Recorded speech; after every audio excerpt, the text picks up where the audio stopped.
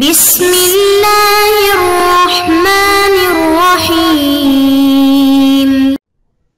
بسم اللہ الرحمن الرحیم۔ عزیز طلباء اور طالبات، السلام علیکم ورحمۃ اللہ وبرکاتہ۔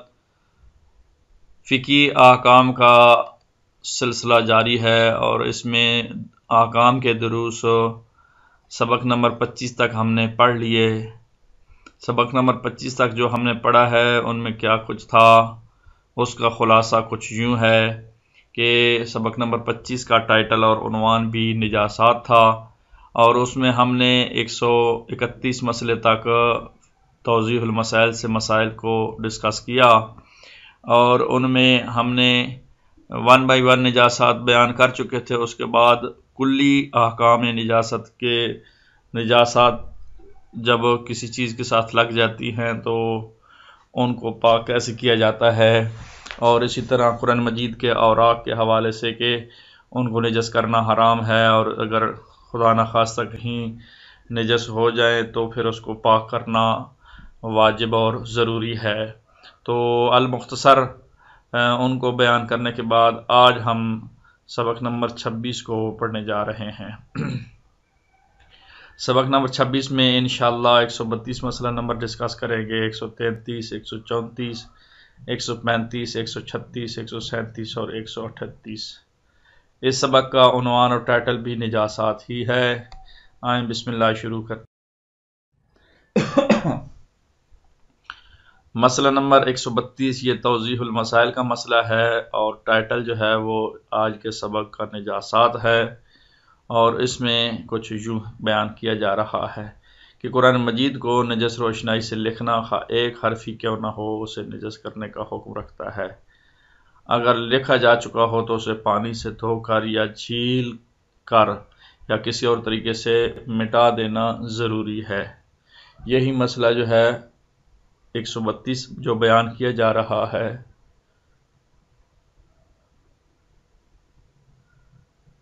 یہ پہلے بھی بیان ہو چکا ہے، اور مسئلہ نمبر 129 میں بھی اس کی کسی حد تک وضاحت آ چکی ہے، 130 میں بھی آ چکی ہے، اور 131 میں بھی آ چکی ہے۔ تو تھوڑے تھوڑے فرق کے ساتھ یہ مسئلے، یہ کوئی نہ سمجھے کہ قرآن مجید کے مسئلے پچھلے سبق میں بھی بیان ہو چکے ہیں، اس میں کیوں ہو رہے ہیں، تو تھوڑے تھوڑے فرق موجود ہے، اس وجہ سے مسئلہ بیان۔ مسئلہ نمبر 31 جو اس سے پہلا مسئلہ تھا جو پچھلے سبق میں ہم نے پڑھا ہے، اس میں یہ پڑھا تھا کہ قرآن مجید کو کسی عین نجاست مثلا خون یا مردار پر رکھنا، خواہ وہ عین نجاست خشک کیوں نہ ہو، قرآن مجید کی بے حرمتی کا باعث ہو تو حرام ہے۔ تو قرآن مجید کو کسی نجس چیز پر رکھنا پڑا تھا پچھلے مسئلے میں، ابھی جو ہے لکھنا کا پڑھ رہے ہیں، تو یہ فرق ہے۔ بہرحال اگر لکھا جا چکا ہو قرآن مجید کسی نجس چیز سے تو اسے پانی سے دھو کر یا چھیل یعنی مٹا کر ریزر کے ذریعے، یا اس کو تراشنا کہتے ہیں اصل میں، یا کسی اور طریقے سے مٹا دینا ضروری ہے۔ یہ مسئلہ نمبر 132 ہے۔ مسئلہ نمبر 133 اگر کافر کو قرآن مجید دینا بے حرمتی کا موجب ہو تو حرام ہے، اور اس سے قرآن مجید واپس لے لینا واجب ہے۔ یہ ہمارے ذہنوں میں ہونا چاہیے کہ کافر کے ہاتھوں قرآن مجید مقدس کتاب ہے، اس کو نہیں دینا چاہیے، اور ہمارے نزدیک کافر کیونکہ نجس ہوتے ہیں تو اور اس وجہ سے اس مسئلے کو نجاسات میں ذکر بھی کیا جا رہا ہے۔ بہرحال تو کافر کو قرآن مجید دینا بے حرمتی کا موجب ہو تو حرام ہے، اور اس سے قرآن مجید واپس لے لینا واجب ہے۔ مسئلہ نمبر 134 اس کا ٹائٹل بھی نجاسات ہے۔ اگر قرآن مجید کا ورق یا کوئی ایسی چیز جس کا احترام ضروری ہو، مثلا ایسا کاغذ جس پر اللہ تعالیٰ کا یا نبی کریم صلی اللہ علیہ وآلہ وسلم یا کسی امام 12 اماموں میں سے کسی امام علیہ السلام کا نام لکھا ہو، تو بیت الخلاء میں گر جائے تو اس کا باہر نکالنا اور اسے دھونا واجب ہے، خواہ اس پر رقم ہی کیوں نہ خرچ کرنی پڑے، کیونکہ یہ ایک واجب ہے، واجب پر رقم خرچ کرنی پڑتی ہے تو وہ ضائع نہیں جائے گی، بلکہ اللہ اس کو رقم میں برکت ڈال دے گا۔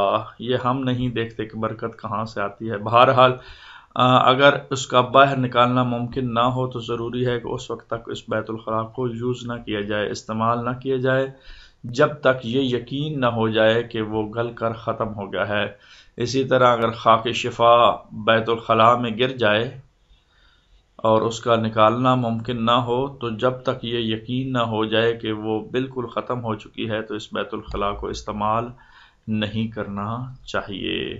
تو مقدس کاغذات ہوں یا خاک شفا ہو، وہ کسی نجس چیز کے ذریعے نجس کرنا جو ہے وہ صحیح نہیں ہے، اور اس کا اگر ہو چکی ہو تو اس کو پاک کرنا لازمی ہے۔ اگلے مسئلے کی طرف بڑھتے ہیں جی۔ مسئلہ نمبر 135 ہے، اس کا ٹائٹل بھی نجاسات ہے۔ نجس چیز کا کھانا، پینا یا دوسری کو کھلانا پلانا حرام ہے، یہ کنفرم۔ ایسا نہ ہو کہ خود تو نجاست نہ کھاتا ہو لیکن دوسروں کو کھلاتے ہوئے پاک و پلید کا خیال نہ رکھتا ہو، نہیں، ایسا نہیں، بلکہ دوسروں کو کھلانا بھی حرام ہے۔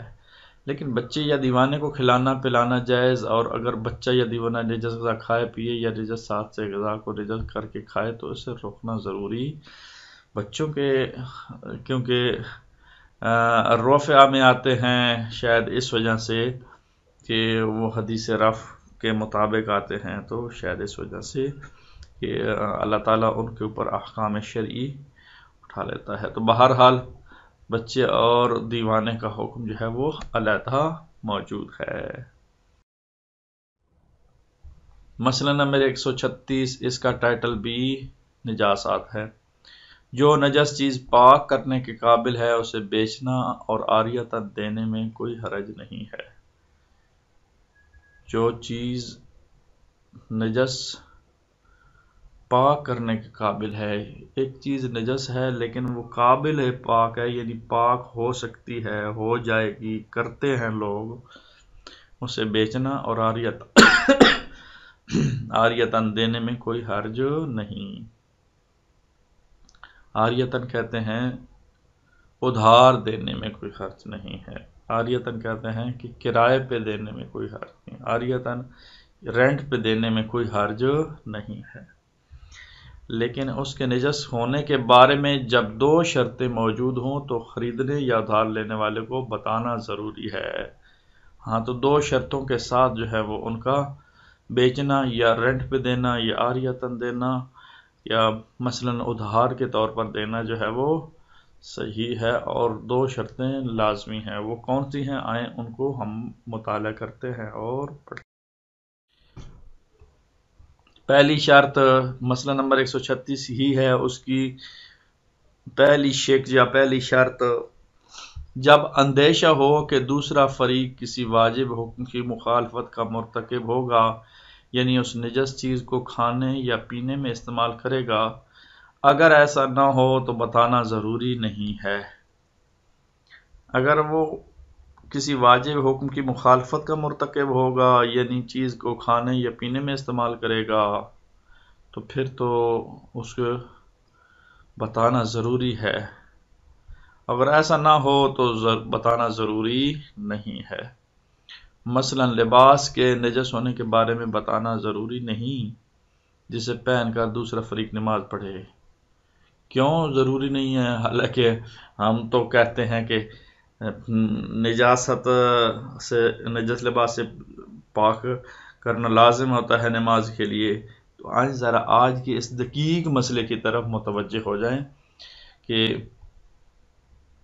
کیونکہ لباس کا پاک ہونا شرط واقعی نہیں ہے، نماز کے لیے یہ ہے، شرط ہے کہ نمازی کا لباس پاک ہو۔ یہ نہیں ہم کہہ رہے ہیں کہ نمازی کا لباس پاک نہ ہو، لیکن کچھ شرائط جو بیان کی گئی ہیں وہ واقعی ہوتی ہیں، کچھ غیر واقعی۔ تو کیونکہ یہ شرط جو ہے وہ واقعی نہیں ہے، تو اس وجہ سے اس کو اگنور بھی کیا جا سکتا ہے، اس کو نظر انداز بھی کیا جا سکتا ہے۔ جی آئیں دوسری شرط کی طرف۔ مسئلہ نمبر 136 ہی ہے، اس کی دوسری شرط، جب بیچنے یا عاریۃً دینے والے کو توقع ہو کہ دوسرا فریق اس کی بات پر عمل کرے گا، اگر وہ جانتا ہو کہ دوسرا فریق اس کی بات پر عمل نہیں کرے گا تو ضروری نہیں ہے کہ وہ بتائے۔ لہذا بیچنے والی اور رینٹ پہ دینے والی چیزوں کو دو ان شرطوں کی بنیاد پر جو ہے وہ دیا جا سکتا ہے۔ ایک اس پر عمل کرنے کی توقع ہو، اگر نہیں ہے تو پھر بتانا ضروری نہیں ہے۔ دوسرا جو ہے وہ واجب کی ادائیگی میں مخالفت نہ آتی ہو۔ آئے مسئلہ نمبر 137 کو پڑھتے ہیں۔ نجاسات اس کا ٹائٹل ہے۔ اگر ایک شخص کسی دوسرے کو نجس چیز کھاتے یا نجس لباس میں نماز پڑھتے دیکھے، اسے اس بارے میں کچھ کہنا ضروری نہیں ہے۔ یہ بڑا ویسے حساس مسئلہ ہے۔ ایک آدھ بار مجھے بھی مسجد میں پیش آ گیا، ایک انتہائی معزز شخص تھا جس کا لباس جو ہے وہ نجس تھا، نجاست نظر آ رہی تھی اور اس کی بو بھی آ رہی تھی۔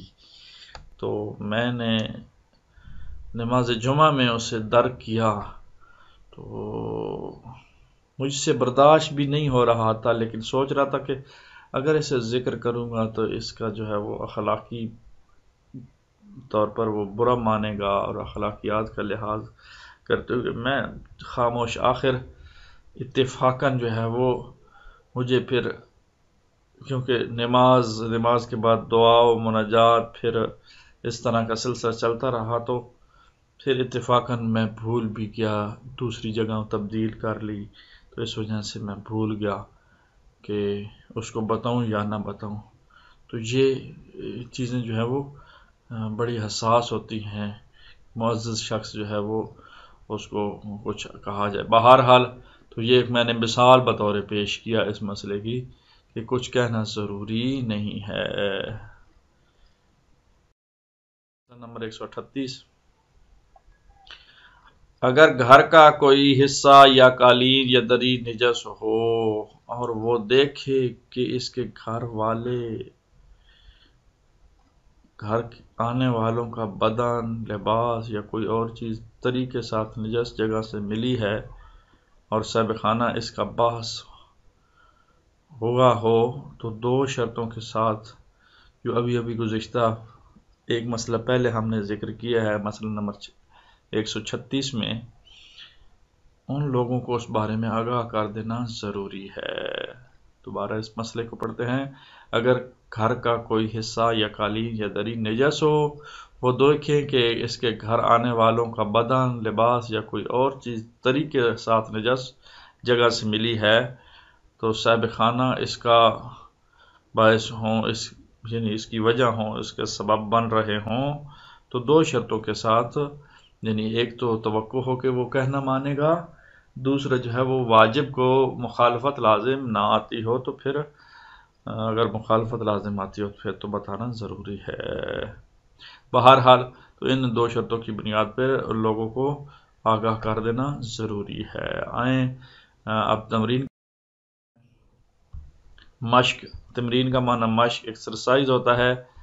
تو نجس چیز کا کھانا پینا یا دوسروں کو کھلانا پلانا، خالی جگہ بتائیں جی کیا ہے؟ خالی جگہ ہے، حلال ہے، حرام ہے، پاک ہے، نجس ہے، کیا ہے؟ یہاں جو ہے وہ کھانا کھلانا پلانا، اس کے بعد خالی جگہ ہے۔ دوسرا سوال، جو نجس چیز پاک کرنے کے قابل ہے اسے بیچنا اور عاریتاً دینے میں کوئی حرج ہے، کوئی حرج نہیں ہے، کوئی حرج رکھنا چاہیے یا رکھنی نہیں چاہیے، کیا آئے گا؟ یہاں آخر میں خالی جگہ کا ڈاٹس ہیں، ان کو جو ہے وہ آپ فل کریں۔ تیسرا سوال، اگر کوئی ایک شخص کسی دوسرے کو نجس چیز کھاتے یا نجس لباس میں نماز پڑھتے دیکھے تو اسے اس بارے میں کچھ کہنا ضروری ہے، ضروری نہیں ہے، کیا ہے؟ یہاں بھی آخری جگہ جو ہے وہ خالی جگہ ہے، اس کو آپ نے ڈاٹس کو پر کرنا ہے ایک لفظ کے ساتھ۔ تو آئیں جی اس آج کے سبق کا مختصراً ہم خلاصہ آپ کی ذہنوں کی طرف منتقل کرنے کی کوشش کرتے ہیں۔ وہ یہ ہے کہ ہم نے آج کے درس میں مسئلہ نمبر 132 پڑھا کہ جس میں قرآن کی مجید کی اور نجس روشنائی سے لکھنے کے بارے میں تذکرہ، 133 پڑھا کہ کافر کو قرآن بیچنا جو ہے وہ احتیاط واجب کی بنا پر صحیح نہیں، اور 134 پڑھا کہ قرآن مجید کا ورق یا کوئی ایسی چیز کا احترام ضروری ہے، اور 135 پڑھا کہ نجس چیز کا کھانا پینا یا دوسروں کو کھلانا پلانا حرام ہے، اور 136 پڑھا جس میں 2 شرطیں بھی ہم نے پڑھی ہیں کہ عاریتاً بیچنا جائز ہے مگر 2 شرطوں کے ساتھ، اور 137 ہم نے مسئلہ نمبر پڑھا ہے کہ اگر ایک شخص کسی دوسرے کو نجس چیز کھلاتے یا نجس لباس سے نماز پڑھتے دیکھے تو اسے کچھ کہنا ضروری نہیں ہے، اور آخر میں ہم نے مسئلہ نمبر 138 پڑھا کہ اگر کچھ حصہ قالین کا یا دری کا کچھ نجس ہو تو وہ اس کے صاحب خانہ اس کا باعث بن رہے ہوں تو آنے والے یوں کہوں مہمانوں کو بتانا ضروری نہیں ہے۔ آج کے لیے اتنا ہی کافی، انشاءاللہ آئندہ درس میں ملاقات ہوگی۔